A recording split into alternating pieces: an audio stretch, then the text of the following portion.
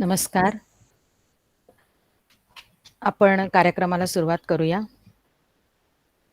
अभिप्रेत सिद्ध्यर्थम पूजितो यस्सुरासुरैः सर्व विघ्नच्छिदे तस्मै गणाधिपतये नमः. गोगटे जोगळेकर महाविद्यालयाच्या संस्कृत विभागाच्या वतीनं आजपासून पुढचे 5 दिवस आपण एका विशेष व्याख्यानमालेचं आयोजन केलेलं आहे आणि या व्याख्यानमालेसाठी आपल्याला वक्ते म्हणून लाभलेले आहेत डॉक्टर माधव केळकर. मुंबई विद्यापीठाच्या अभ्यासक्रमामध्ये काही वर्षांपूर्वी भारतीय संस्कृतीचा परिचय व्हावा म्हणून काही भागाचा समावेश केला गेला होता आणि त्याच्यामध्ये असा विचार केला गेला की आपल्या आजही संस्कृतचा ज्या माध्यमातून प्रत्येक माणसाशी संबंध येऊ शकतो असा विषय म्हणजे हा संस्कारांचा विषय आहे. तर याबद्दलची एक प्राथमिक माहिती आपल्या संस्कृतच्या विद्यार्थ्यांना व्हायला हवी अशा विचारानं अभ्यासक्रमामध्ये याचा समावेश केला होता. त्याचा विशिष्ट असा अभ्यासक्रम न देता एक सर्वसामान्य कल्पना त्या संस्कारांची यावी या हेतूनं हा विषय अभ्यासक्रमामध्ये समाविष्ट केला होता. गेली काही वर्ष मी स्वतः हा अभ्यासक्रम शिकवते आहे. आमच्या विभागातले सुद्धा शिक्षक शिकवत आहेत. परंतु यावर्षी कसं मनात आलं की हा विषय आपण थोडा व्यापक स्तरावरती घेऊया आणि ज्यांचं याच्यावरती अभ्यास आहे आणि प्रात्यक्षिक थिअरी आणि प्रॅक्टिकल अशा दोन्ही अंगांनी ज्यांचा अभ्यास आहे अशांना या व्याख्यानांसाठी बोलवावं. नवीन काही याच्यातून आपल्याला माहिती दिशा मिळेल आणि म्हणून यावर्षी अशा व्याख्यानमालेचा हा प्रयोग व्याख्यानमालेचं नियोजन केलेलं आहे. या कार्यक्रमाच्या सुरुवातीला आपण नेहमी करतो तसं आपण मंगलाचरणानं सुरुवात करूया. मग वक्त्यांचा थोडक्यात परिचय आणि लगेचच व्याख्यानाला सुरुवात. अन्य औपचारिक कार्यक्रम आज काहीही नाही. आज आपण या कार्यक्रमाच्या प्रारंभी मंगलाचरण ऐकूया आमच्या विभागाचे प्राध्यापक जयंत अभ्यंकर यांच्याकडून. मी जयंत अभ्यंकर यांना अशी विनंती करते की त्यांनी मंगलाचरणाला प्रारंभ करावा. नमस्कार. यजुर्वेदामधला हा मंत्र आहे आणि बहुतांश संस्कारांच्या आशीर्वादाच्या रूपाने तो प्रसाद म्हणून सगळ्या घरी ठेवला जातो अशा तऱ्हेचा हा मंत्र आहे. तर तो मंत्र मी म्हणतो. हरिः ओम. शतायुधाय शतवीर्याय शतोतये भीमातिशाहे शतयो न शरदो अजितानिन्द्रो नेषदति दुरितानि विश्वा ये चत्वारः पथयो देवयाना अन्तराद्या वा पृथिवी वियन्ति तेषांयो अज्ञानिमजेति मा वहात् तस्मै नो देवाः परिदत्तेह सर्वे ग्रीष्मो हेमन्त उत नो वसन्तः शरद्वर्षास्वितन्नो अस्तु तेषां ऋतूनागशतशारदानान्निवात एषामभये स्यामा इद्वत्सराय परिवत्सराय संवत्सराय कृणुते बृहन्नमः तेषां वयकसुमतौ यज्ञयानाञ्जोगजिता अतास्यामा भद्रान्न श्रेयसमनैष्टदेवास्त्वया वसेन समशीमहित्वा स नो मयो भूः पितो आविशस्वशन्तो कायतनुवेस्यो नः. धन्यवाद. धन्यवाद अभ्यंकर सर. आज आपल्याला जे वक्ते म्हणून लाभलेले आहेत त्यांचा मी अगदी थोडक्यात परिचय करून देते. एकच मिनिट. खरं तर आपल्यापैकी अनेकांना डॉक्टर माधव केळकर यांचा परिचय आहे, परंतु तरी सुद्धा एक औपचारिक भाग म्हणून मी डॉक्टर माधव केळकर यांचा परिचय करून देते. आपल्याला सगळ्यांना संस्कृत भारती या संस्थेच्या कार्याच्या निमित्तानं कदाचित डॉक्टर केळकर यांचा परिचय झालेला असेल. संस्कृत भारती ही संस्कृतसाठी काम करणारी प्रत्येक गावागावापासून ते आंतरराष्ट्रीय स्तरापर्यंत काम करणारी अशी ही संघटना आहे आणि गेली 30 वर्ष डॉक्टर माधव केळकर संस्कृत भारतीचं काम करता आहेत. वेगवेगळ्या स्तरांवर त्यांनी काम केलेलं आहे आणि सध्या ते पश्चिम मध्य क्षेत्र संयोजक ही जबाबदारी सांभाळत आहेत. जबाबदारी लहान मोठी असा प्रश्न खरं तर संस्कृत भारतीमध्ये नसतोच. अनेक प्रकारची, अनेक स्तरांवरची कामं ही या माध्यमातून होत असतात. आणखी एका गोष्टीसाठी डॉक्टर केळकर आपल्याला माहिती असतील, ते म्हणजे पाठ्यपुस्तक निर्मिती मंडळ, महाराष्ट्र राज्य पाठ्यपुस्तक निर्मिती मंडळाचे ते तज्ज्ञ सदस्य आहेत. आणि 8वी 9वी 10वी 11वी 12वी ही जी 5 वर्षांची पुस्तकं गेल्या 5 वर्षांमध्ये बदललेली आहेत, याचं एक अतिशय क्रांतिकारक परिवर्तन त्यांच्या नेतृत्वाखाली घडलेलं आहे. आपली आधीची पाठ्यपुस्तकं आणि नंतरची आत्ताची पाठ्यपुस्तकं जर बघितली तर आपल्या सहज लक्षात येईल की जास्त संवादात्मक भाषा ज्याच्यामध्ये आहे, केवळ धडे प्रश्न असं नसून किंवा केवळ भाषांतराधारित पाठ्यक्रम नसून हा थोडासा कम्युनिकेटिव्ह संवादात्मक भाषा शिकण्याकडे असा प्रवास या अभ्यासक्रमानं सुरू झालेला आहे.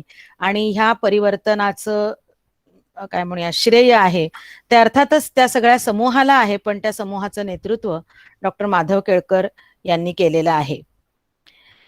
अनेक विद्यापीठांमध्ये आणि महाविद्यालयांमध्ये वेगवेगळ्या विषयांवरती डॉक्टर केळकर यांनी व्याख्यानं तर दिलेली आहेतच, परंतु सप महाविद्यालयातली आठवण अनेकांना असेल की तिथे जे दरवर्षी चर्चासत्र होतं विद्यार्थ्यांसाठी, तिथे परीक्षक म्हणून अनेक वर्ष डॉक्टर माधव केळकर हे सहभागी होत होते, विद्यार्थ्यांना प्रश्न विचारत होते, मार्गदर्शन करत होते. तसं वेगवेगळ्या अंगांनी संस्कृतचं काम करत असतानाच त्यांचा जो PhDचा विषय आहे तो गृह्य संस्कार प्रायश्चित्तानी असा त्यांचा विषय आहे. आजच्या व्याख्यानाच्या विषयाशी संबंधित असा हा विषय आहे.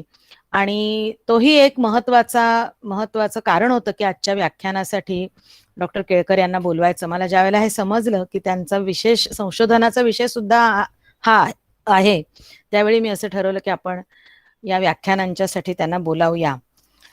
आणि खरं तर सगळ्या कामाचा मी त्यांना परिचय विचारल्यावर दिलेला नाहीये, परंतु अनेक प्रकारचं काम ते करत असतात, सेवाभावी वृत्तीनं काम करत असतात. आणि या सगळ्याचा परिणाम म्हणजे त्यांना नुकताच महाराष्ट्र राज्याचा महाकवी कालिदास संस्कृत साधना पुरस्कार हा मिळालेला आहे. गेल्याच महिन्यामध्ये तो पुरस्कार प्रत्यक्ष त्यांनी स्वीकारलेला आहे.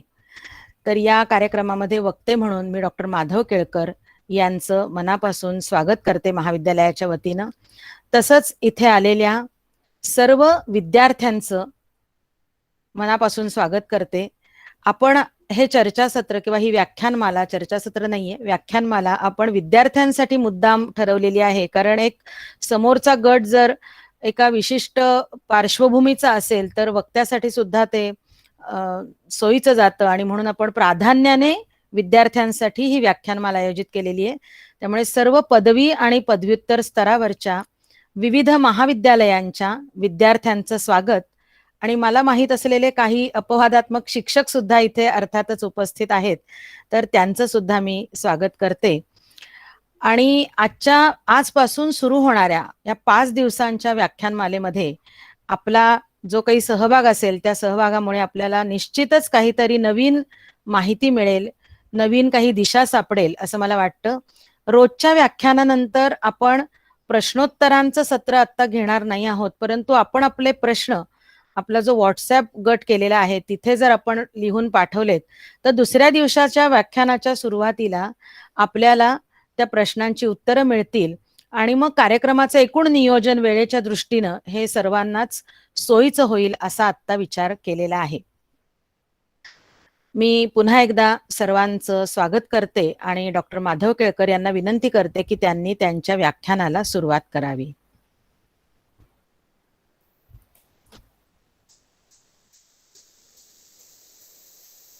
सजयति सिन्दूरवदनो देवो यत्पादपङ्कजस्मरणं वासरमणिरिव तमसां राशीन् नाशयति विघ्नानाम्. आजच्या या व्याख्यानमालेमध्ये उपस्थित असलेले सर्व श्रोते, या व्याख्यानमालेच्या आयोजिका गोगटे जोगळेकर महाविद्यालयातील प्राध्यापिका डॉक्टर कल्पना आठले, त्याचबरोबर ह्या व्याख्यानमालेमध्ये उपस्थित असलेले काही महाविद्यालयातले अध्यापक आजपासून रोज साधारणपणे तास सव्वा तास आपण सगळेजण काही एका ठराविक विषयाच्या संबंधात माहिती घेणार आहोत, चर्चा करणार आहोत आणि ह्याचा केवळ पाठ्यपुस्तकापुरता किंवा आपल्या अभ्यासक्रमापुरता संबंध नसून आपला जो काही एकूण जीवनक्रम आहे त्या जीवनक्रमाशी सुद्धा ह्या विषयाचा खूप जवळून संबंध आहे.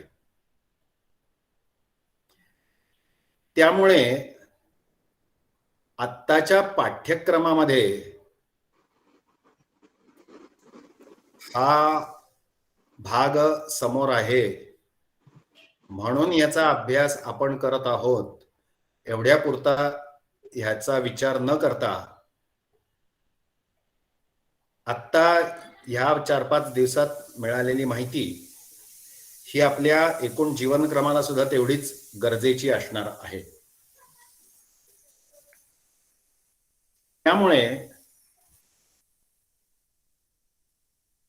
कदाचित काही गोष्टींचा संदर्भ हा केवळ आत्ताच्या परीक्षेपुरता असेल, काही गोष्टींचा संबंध आपलं जीवन जसजसं काही टप्प्याटप्प्याने पुढे जात राहील तसतसं कदाचित आपल्याला आत्ता ऐकलेल्या विषयाची संगती थोडीशी वाढलेली लक्षात येऊ शकते.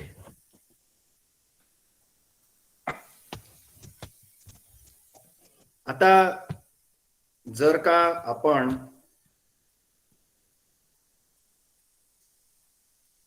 संस्कार या संदर्भामध्ये काही विचार करायचा झाला तर संस्कार हा शब्द केवळ आपण ज्यांना आज किंवा ह्या 4-5 दिवसात विचार करणार आहोत त्या 16 संस्कारांबद्दलच विचार केला जातो असं नाही. तर संस्कार म्हटलं की कुठल्याही बाबतीत म्हणजे अगदी घरातल्या छोट्या छोट्या कामांच्या बद्दल ज्या ज्या गोष्टींमधला दोष घालवायचा आहे आणि त्याच्यामध्ये काही विशिष्ट गुण आणायचा आहे त्या प्रत्येक गोष्टीच्या संदर्भात आपल्याला संस्कार हा शब्द वापरता येऊ शकतो. म्हणजे मग आपल्याला घरामध्ये एखादी भाजी करायची आहे तर भाजी निवडत असताना त्याची देठ काढून टाकणं म्हणजे त्यातला जो अनावश्यक भाग आहे तो काढून टाकणं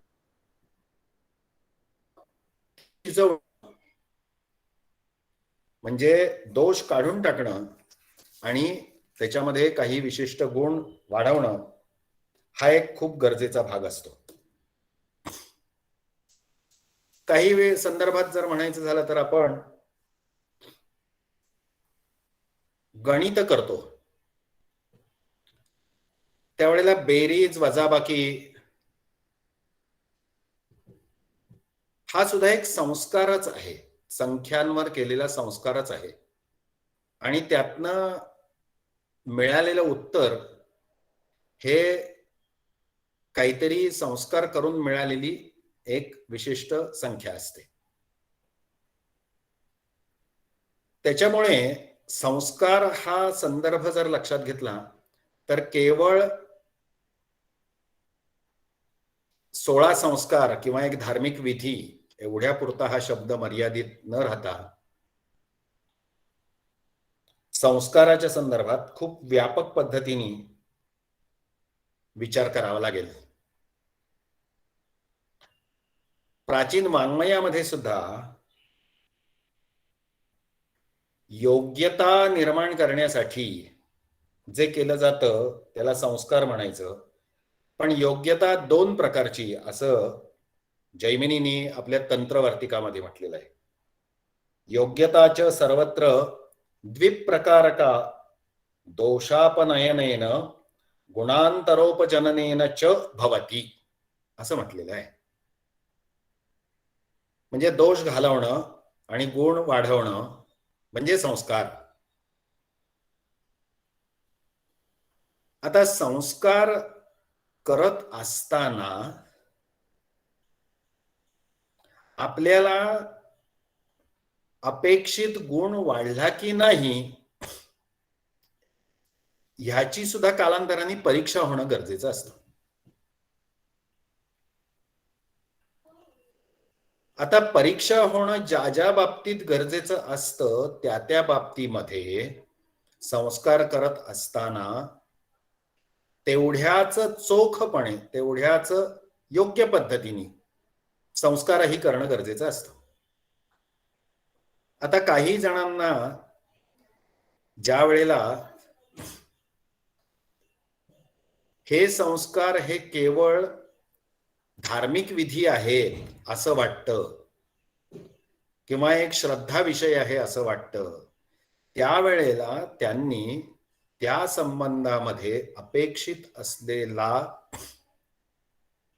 परिणाम मिळाला की नाही, स्थापित झाला की नाही याची परीक्षा करणं सुद्धा तेवढंच गरजेचं आहे.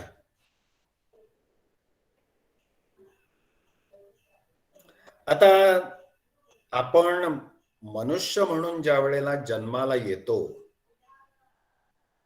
त्यावेळेला फक्त आपण जन्मानी मनुष्य असतो. जर आपल्याला मनुष्य जन्म मिळालेला आहे जो सृष्टीमध्ये सर्वात उच्च कोटीचा महत्वाचा परिणाम करणारा, अगदी आध्यात्मिक पातळीवर जाऊन म्हणायचं झालं तर मनुष्य जन्माचं सार्थक जर करायचं असेल तर अनेक योनींमधनं अनेक प्रकारच्या जन्मांमधनं गेल्यानंतर मनुष्य जन्म मिळतो. म्हणून तर मनुष्य जन्माचं सार्थक झालं पाहिजे म्हणून आपण जन्मभर काही ना काहीतरी प्रयत्न करत असतो. पण हा मनुष्य जन्म पूर्ण व्हावा ह्याच्याबद्दल जी काही आध्यात्मिक उन्नतीची गोष्ट आहे ती ह्या प्रत्येक संस्कारातनं एकेका टप्प्यातनं पुढे पुढे जात असते. म्हणजे एकूण मिळून आयुष्यभरामध्ये जे काही संस्कार केले जाणार आहेत त्यातल्या एका संस्काराने काहीतरी एक साधलं जाणार आहे आणि असं टप्प्याटप्प्याने करत करत करत जो एक एकूण परिणाम त्या मनुष्य जीवनाला मिळणार आहे तो एकूण परिणाम म्हणजे अंततोगत्वा आपण ब्रह्मपदाला जाऊन पोचणार आहोत. आता ब्रह्मपदाला म्हणजे काय तर वेदांताच्या भाषेत जर म्हणायचं झालं तर ब्रह्मपदाला याचा अर्थ ज्या पदाला गेल्यानंतर जन्म मृत्यूचा फेरा संपतो. म्हणून तर म्हटलेलं आहे की महायज्ञैश्च यज्ञैश्च ब्राह्मीयं क्रियते तनुः. ब्राह्मीय म्हणजे काय, ब्रह्मपदाला योग्य अशी तनु म्हणजे असं शरीर बनवणं ह्यासाठी संस्कार गरजेचे आहेत. अन्य लौकिक गोष्टींच्या बद्दल जे संस्कार होतात ते तात्कालिक असतात. म्हणजे भाजी निवडली केली खाल्ली की त्याचा विषय संपलेला असतो.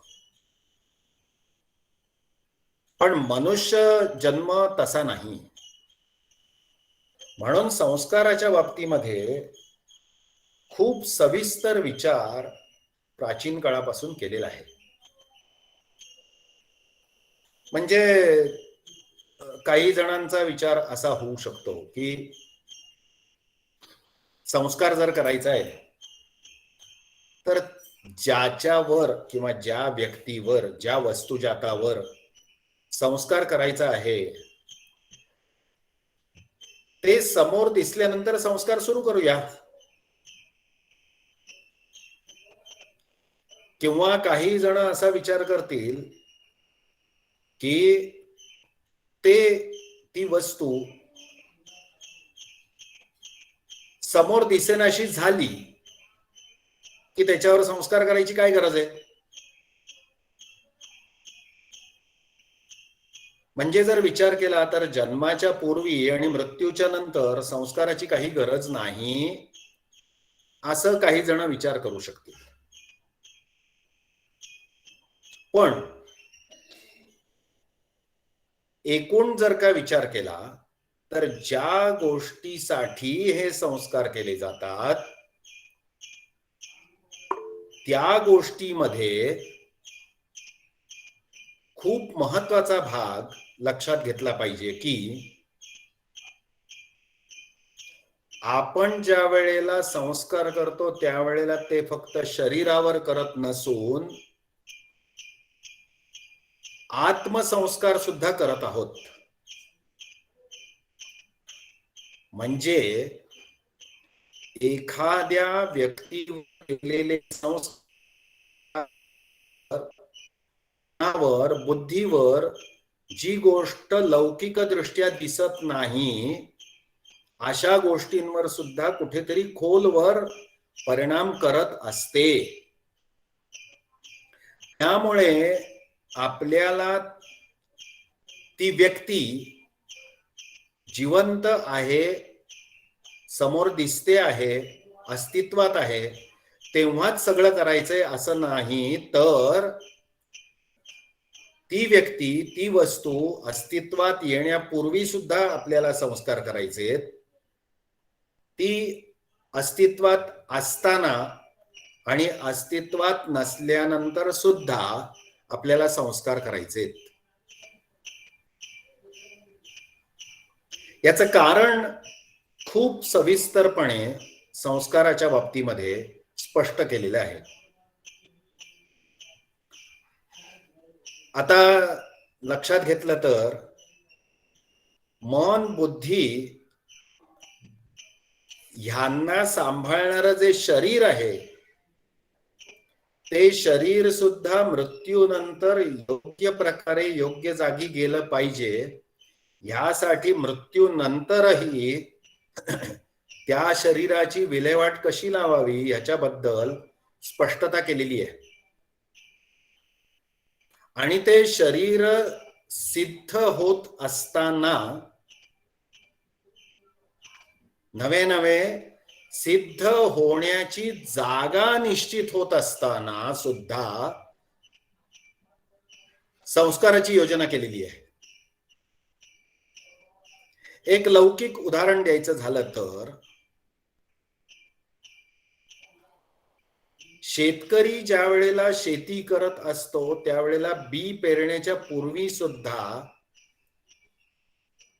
जमिनीवर काहीतरी काम करत असतो, संस्कार करत असतो. बी पेरतो,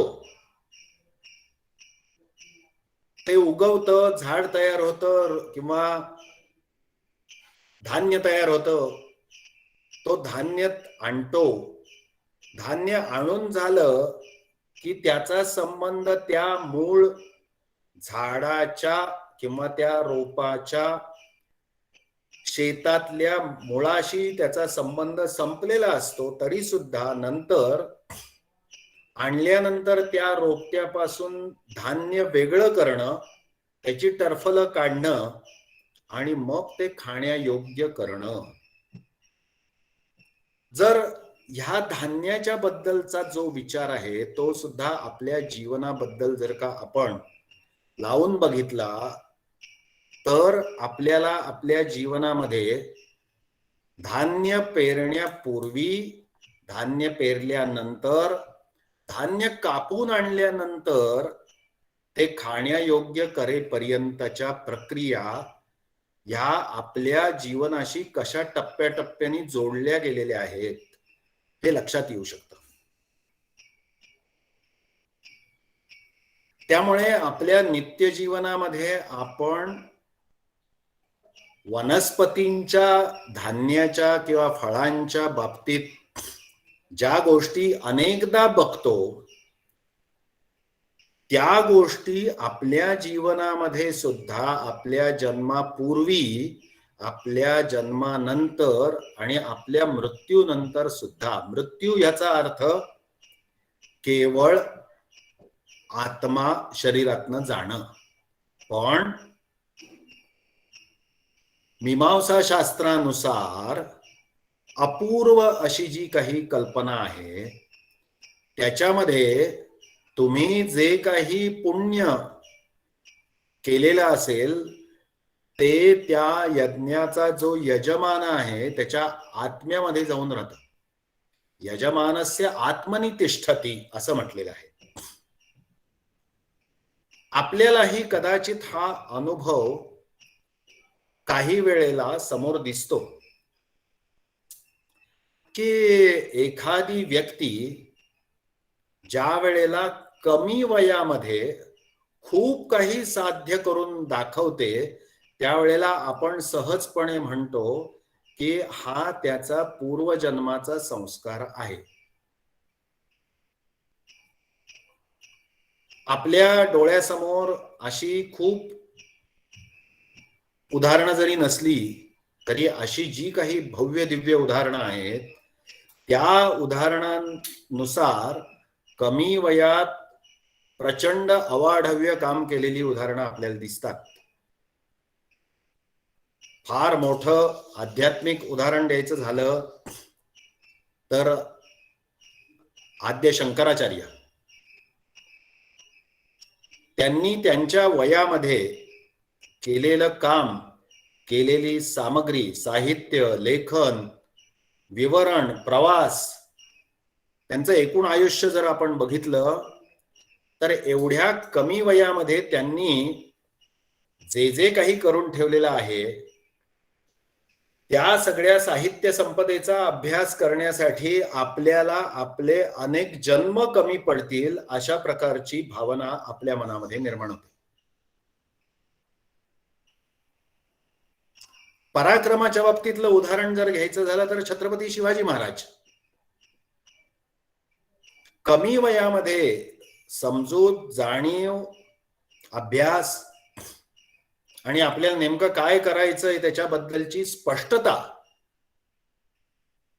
हे जर का लक्षात घेतलं तर छत्रपती शिवाजी महाराजांचं उदाहरण सुद्धा तेवढंच महत्वाचं आहे.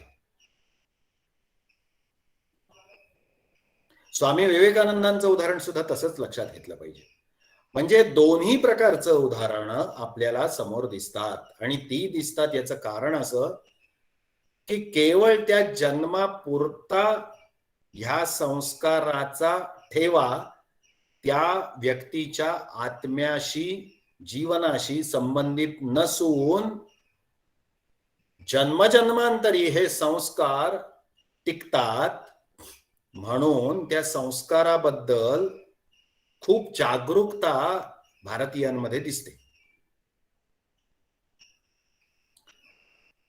आणि ह्यामुळे भारतीय लोकांकडे ह्याबद्दल खूप चिकित्सक विचार केलेला दिसतो. आता काही जण असा विचार करू शकतील की हा सगळा चिकित्सक विचार ज्या काळात अस्तित्वात नव्हता त्या काळात काय घडत होतं, पण याच्यासाठी आपल्याला 1000 वर्ष मागे, अनेक हजार वर्ष, म्हणजे किती वर्ष ते सुद्धा सांगता येणार नाही. याचं कारण असं की संस्कारांच्या बद्दल वेदामध्ये सुद्धा काही प्रकारचे उल्लेख येतात. संस्काराला ज्या मंत्रांचा उपयोग केला जातात ते मंत्र आपल्याला वेदामध्ये सापडतात. पुढे जाऊन विचार करायचा झाला तर गृह्यसूत्र हे जे ग्रंथ सगळ्या वेदांच्या बाबतीत आपल्याला दिसतात. त्यांच्यामध्ये याच्याबद्दलचं सविस्तर विवरण आपल्याला दिसतं. पण ह्या मानवीय संस्काराच्या बद्दल जे टप्प्याटप्प्याने विकास झालेले आहेत, डेव्हलपमेंट झालेली आहे, ती आपल्याला निरनिराळ्या गृह्यसूत्रांचा अभ्यास केल्यानंतर लक्षात येतं की अरे ह्या गृह्यसूत्रामध्ये कमी संस्कारांबद्दल म्हटलेलं आहे, पण ह्या गृह्यसूत्रामध्ये जास्त म्हटलेलं आहे. त्याचा तौलनिक समांतर उभा आडवा ज्या वेळेला आपण अभ्यास करतो त्यावेळेला आपल्याला असं लक्षात येतं की गृह्यसूत्रांमध्ये सांगितलेल्या संस्कारांचं वर्णन, त्याचं चिकित्सक विवेचन हे काय कमी पडेल का, अशा अर्थाने नंतरच्या काळामध्ये त्या संस्कारांचं विवरण देणारी अनेक भाष्य, टीका किंवा तत्संबंधी अनेक अन्य ग्रंथ हे सुद्धा लिहिले गेले. मग त्याच्यामध्ये स्मृतींचं योगदान सुद्धा तेवढंच मोठं आहे. म्हणजे मनुस्मृती असेल, याज्ञवल्क्य स्मृती असेल, अशा स्मृतींचं योगदान या संस्कारांच्या वर्णनाबद्दल, संस्कारांची माहिती देण्याबद्दल खूप मोठं आहे. गृह्यसूत्रामध्ये किंवा स्मृती ग्रंथांमध्ये जी माहिती सांगितलेली असते त्या माहितीचं विनियोजन प्रत्यक्षात कसं करावं ह्या संबंधामध्ये माहिती देणारे त्याच्या पुढल्या काळामध्ये त्या वेदाची निरनिराळी ब्रह्मकर्म किंवा निरनिराळ्या ग्रंथकारांनी लिहिलेले ग्रंथ, उदाहरणार्थ नारायण भट्टांनी लिहिलेले नारायण भट्टी असेल, संस्कार कौस्तुभ असेल, संस्कार रत्नमाला असेल, अशा प्रकारचे सुद्धा ग्रंथ हे ह्या सविस्तर, सटीप आणि अगदी तुम्ही प्रत्यक्षात कसं कसं काय काय करा हे सांगणारे ग्रंथ निरनिराळे आपल्याला उपलब्ध आहेत. म्हणजे संस्कारांचा फुटकळ उल्लेख वेदामध्ये सापडतो. त्याच्या पुढल्या काही ग्रंथांमध्ये हळूहळू यज्ञ प्रक्रियेच्या संदर्भामध्ये ज्या वेळेला आपण जातो तिथे सुद्धा काही कुठेतरी आपल्याला फुटकळ संदर्भ सापडतात. पण या संस्कारांच्या बद्दल ठोस अशी माहिती आपल्याला निश्चितपणे मिळते, ती म्हणजे गृह्यसूत्रात, स्मृती ग्रंथात आणि तत्संबंधी संस्काराच्या संबंधात जे खास त्याच्यासाठी वाहिलेले ग्रंथ आहेत त्याच्यामध्ये आपल्याला यायचे. मग हे संस्कार आपण ज्या वेळेला करतो त्यावेळेला निरनिराळ्या ग्रंथकारांच्या नुसार याच्यामध्ये निरनिराळे विभाग केलेले आपल्याला दिसतात. म्हणजे जर ढोबळ विभाग बघायचे झाले तर ग्रंथकारांनी पण जन्मापूर्वी, जन्मानंतर आणि मृत्यूनंतर असे विभाग केलेले आहेत. आता त्याच्यामध्ये ज्या गोष्ट आपलं जीवनचक्र सुरू होतं तो म्हणजे विवाह, आणि विवाहाच्या नंतर अपत्य होणं, तिथे पुन्हा संस्काराची साखळी सुरू होते. म्हणून काही गृह्यसूत्रकारांनी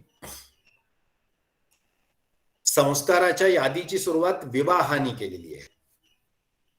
पण काही सूत्रकारांनी जन्मापूर्वीचे संस्कार अशा पद्धतीने गर्भाधानापासून सुरुवात केलेली आहे. मनुस्मृतीमध्ये सुद्धा निषेकादि स्मशान असं म्हटलेलं आहे. निषेक याचा अर्थ गर्भाधान आणि स्मशानांताः म्हणजे अंत्यसंस्कार. जर जीवनाचा क्रम बघितला तर ह्याच पद्धतीने विभागणी ही समोर स्पष्टपणे दिसते. आता त्याच्यामध्ये सुद्धा जन्माला आल्यानंतर मृत्यूपर्यंतच्या संस्कारांमध्ये अजून थोडी विभागणी आपण करू शकतो. म्हणजे विवाह हा एक टप्पा आहे जो गृहस्थाश्रमाचा आरंभ आहे. त्याच्या आधीचा टप्पा जो आहे तो म्हणजे विद्याग्रहण, ज्ञानसंपादन हा एक भाग आहे. आणि त्याच्या आधीचा टप्पा म्हणजे शैशव. म्हणजे शैशव, शिक्षण आणि गृहस्थ धर्म असे 3 विभाग जर आपण जन्माला आल्यानंतर मृत्यूपर्यंतच्या एकूण संस्कारांचे अजून 3 विभाग आपण करू शकतो. अशा पद्धतीने तर 5 विभाग हे संस्कारांचे ढोबळमानाने आपण करू शकतो. हे विभाग म्हणजे काही वॉटर टाईट कंपार्टमेंट सारखे रेषा मारून पक्के केलेले असं नाही. ढोबळ विचारांनी आपल्याला काहीतरी एक स्पष्टता राहावी ह्याच्यासाठी केलेले हे विभाग आहेत. त्यामुळे गृह्यसूत्रांमध्ये ह्याच पद्धतीने आपल्याला प्रत्येक गृह्यसूत्रात सापडेलच असं नाही. आता असे विभाग केल्यानंतर आपल्याला विचार करायला लागेल की तर आपल्याला जास्त माहिती असते षोडश संस्कार, 16 संस्कार. पण 16 संस्कारांच्या बद्दल सुद्धा काही काही ठिकाणी विमत दिसतं, मतांतर दिसतं की 16 नाही मग 12च.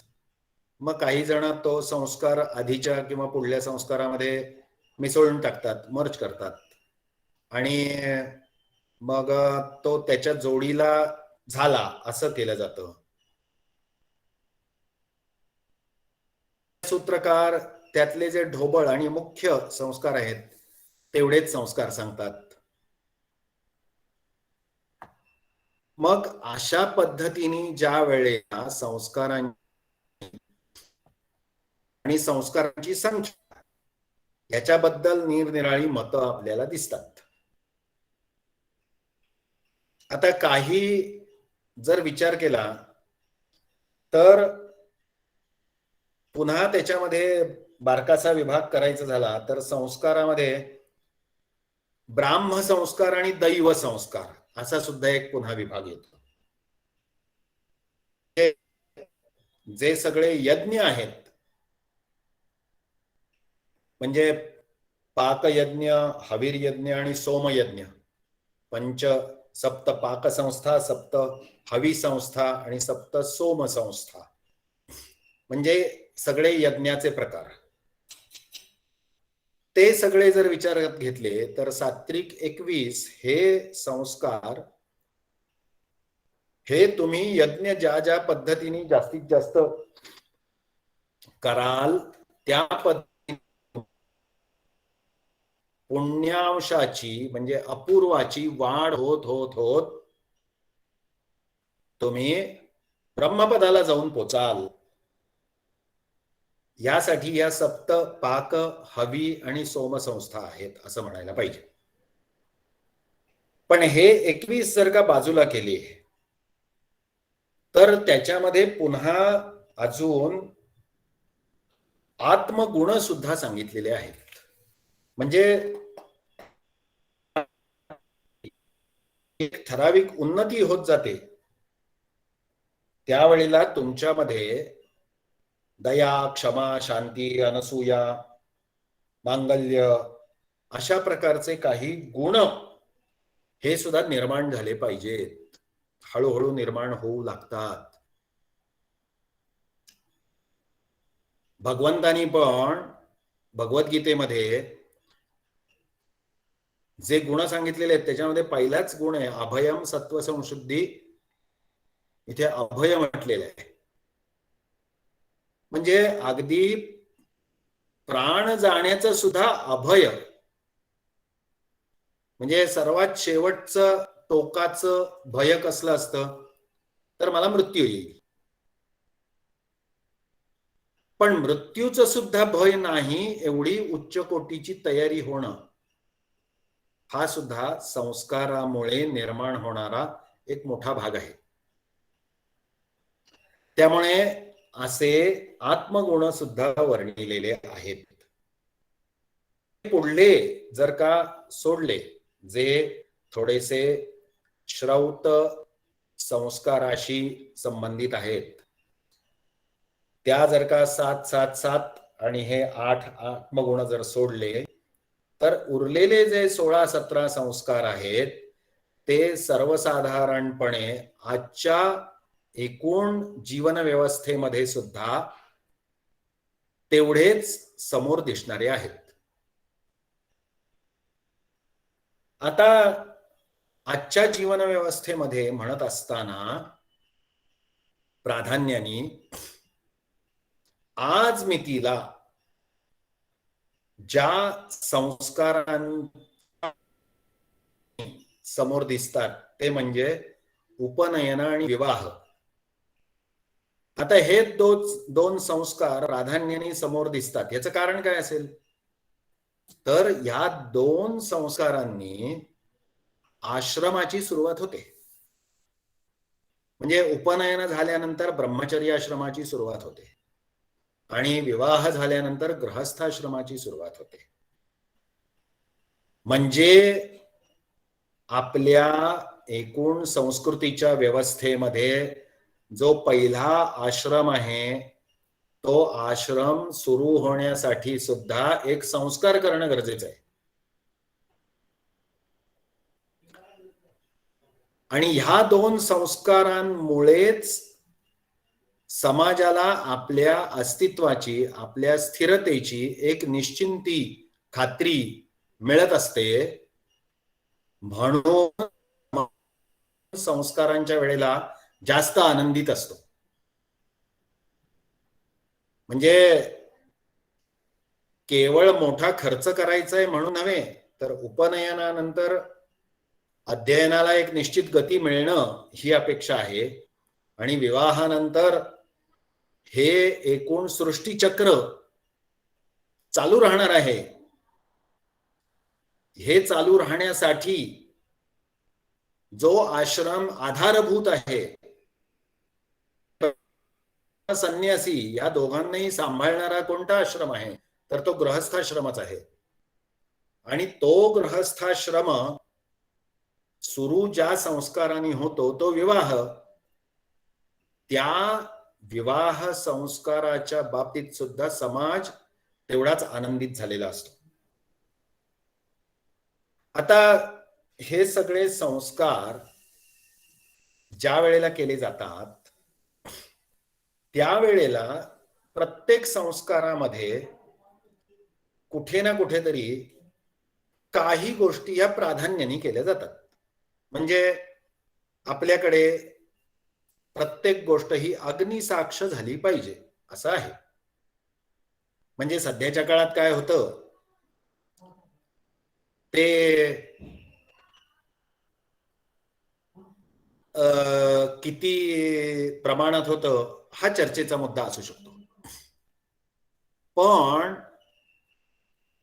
प्रत्येक संस्काराला अग्निसाक्ष आणि देवसाक्ष असली पाहिजे, ह्या पद्धतीनेच या सगळ्या संस्कारांच्या विधानामध्ये, विधीमध्ये त्याचा अंतर्भाव आहे. त्यामुळे सगळ्या संस्कारांना अग्निसाक्ष असणं, होम असणं हे तेवढंच महत्वाचं मानलेलं आहे. तसंच ह्या सगळ्या संस्कारांच्या बद्दल त्या संस्काराचा अपेक्षित परिणाम मिळण्यासाठी आकाशस्थ स्थिती कशी असावी, ती कशी अनुकूल असेल, तर मी जो संस्कार करणार आहे तो संस्कार तेवढ्या चांगल्या पद्धतीने फलद्रूप होईल, त्याचं फळ तेवढं ताकदीने मिळेल, यासाठी आकाशस्थ स्थिती, याचा अर्थ ज्योतिष बघणं हा सुद्धा तेवढाच संस्काराच्या बाबतीतला महत्वाचा भाग आहे. आता एक ह्याच्याबद्दलचं छोटं उदाहरण द्यायचं झालं तर काही संस्कार हे शुक्ल पक्षातच केले पाहिजेत असा स्पष्ट निर्देश आहे. आता हे शुक्ल पक्षातच का, असा जर का प्रश्न पडत असेल तर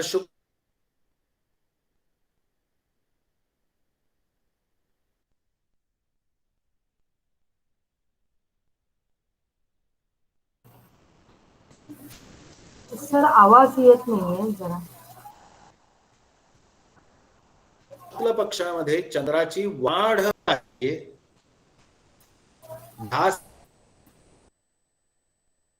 शीत परिणाम मिळावा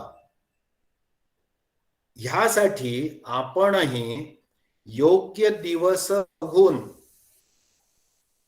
त्याप्रमाणे दिवस निश्चित करून मगच संस्कार करावा अशी अपेक्षा आहे. आता काही जण विचार करतात की खरंच आकाशस्थ मनुष्य जीवनावर परिणाम होता. जे समुद्राच्या जवळ राहतात हे सहजपणे लक्षात येऊ शकतं. चंद्राच्या उदय आणि अस्ताच्या नुसार समुद्राला भरती येते.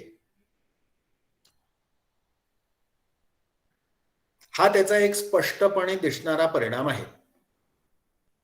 तसंच प्राचीन काळापासून ज्यावेळेस ज्योतिष संबंधात मार्गदर्शन ते स्वप्नात दिसल्यामुळे त्यांनी दुसऱ्या दिवशी लिहून ठेवलं आणि त्याप्रमाणे लोक करायला लागले, अशा पद्धतीचे ते नाही.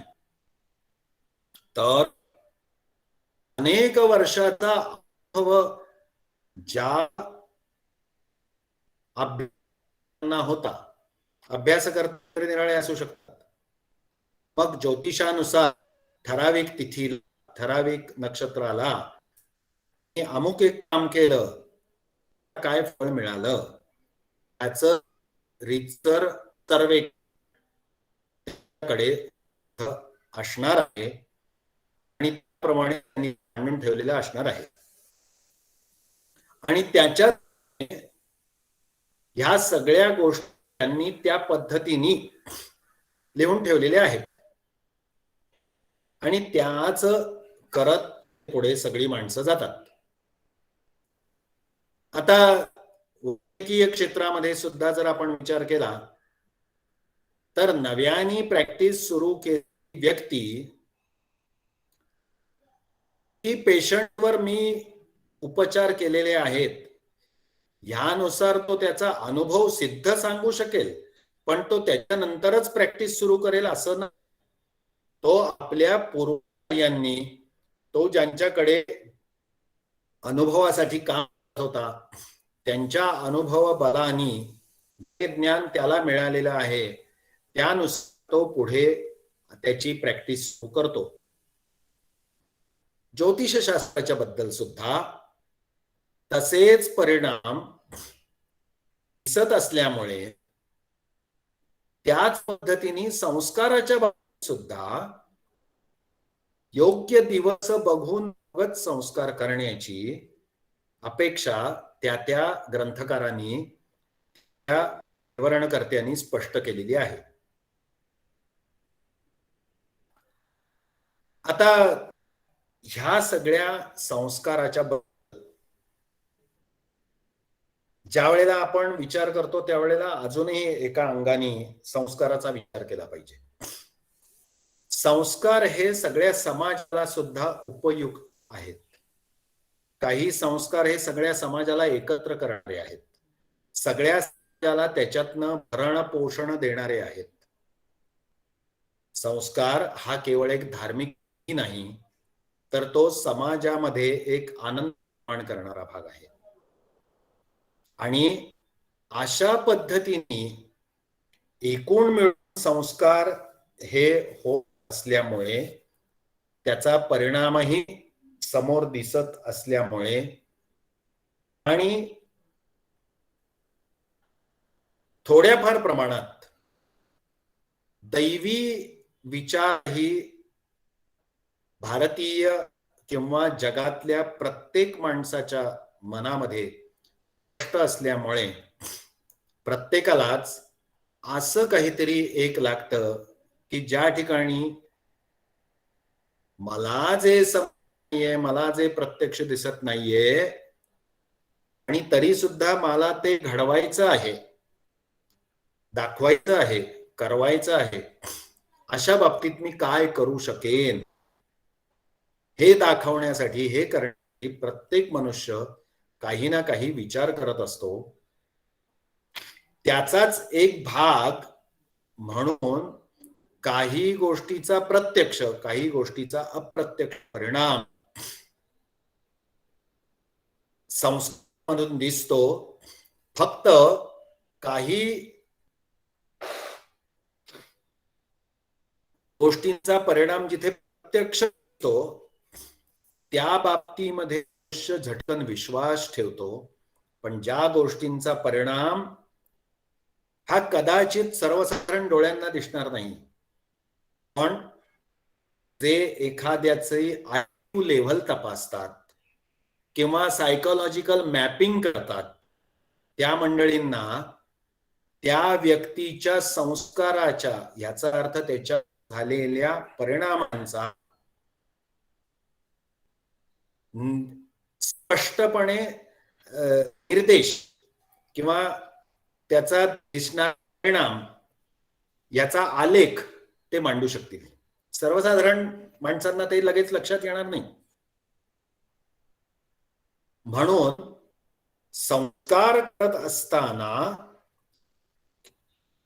केवळ एक श्रद्धा विषय म्हणून न करता त्याचा अनेक अंगांनी विचार करून मगच संस्कार केले पाहिजेत.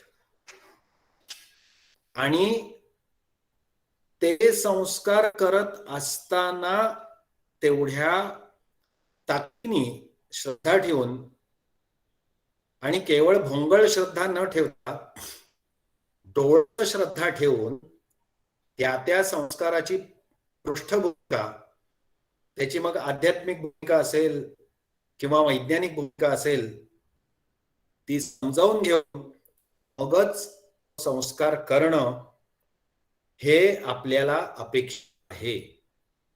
मधल्या काळात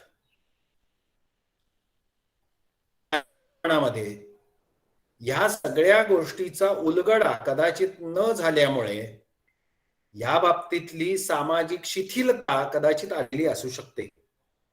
पण ज्या गोष्टी वर्षानुवर्ष परिणाम दाखवणाऱ्या आहेत, त्या गोष्टींबद्दल एका फटक्यात ह्या सर्व गोष्टींमध्ये कोणत्याही प्रकारचं तथ्य नाही असं न म्हणता, त्या तथ्याचा शोध घेण्याचा बारकाईने प्रयत्न आपल्या जीवनामध्ये जेवढा शक्य आहे तेवढा आपण घेत राहणं, आणि जेवढा आपण घेतला आहे तेवढा पुढल्या पिढीकडे सुपूर्त करून मग आपण जाणं, जेणेकरून पुन्हा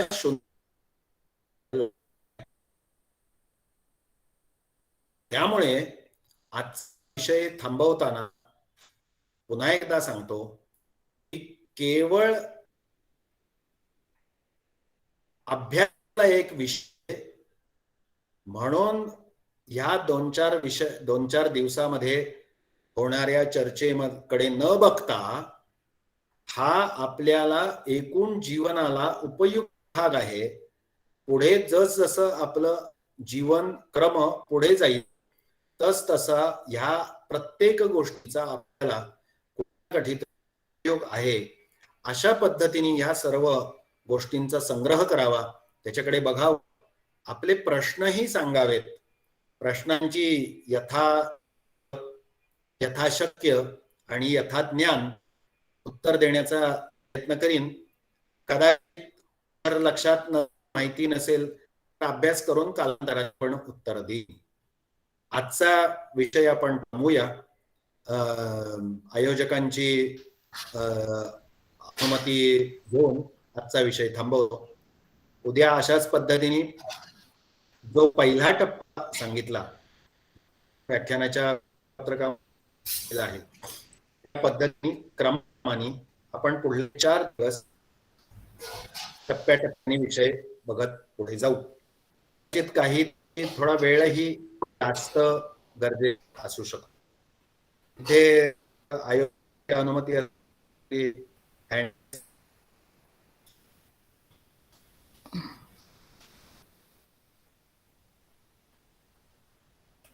वैष्णवी शिरसाट, परवानगी असेल तर हॅलो? बोलायला हरकत नाही. होय होय हरकत नाही बोलायला. हा वैष्णवी, हॅलो सर, नमस्कार. मला एक डाऊट होता. आपण 16 संस्कारांबद्दल बोलला, तर मग ते 16 संस्कार एक्झॅक्ट कोणकोणते आणि जे 5 विभाग गृह्यसूत्रानुसार संस्कारांचे ते कोणकोणते? ते आता उद्यापासून बघूया. 16च्या 16 बघूया क्रमाक्रमाने. विभाग फक्त आज सांगतो. एक जन्मापूर्वीचे, एक जन्मानंतरचे आणि मृत्यूनंतरचे, हे झाले 3 विभाग.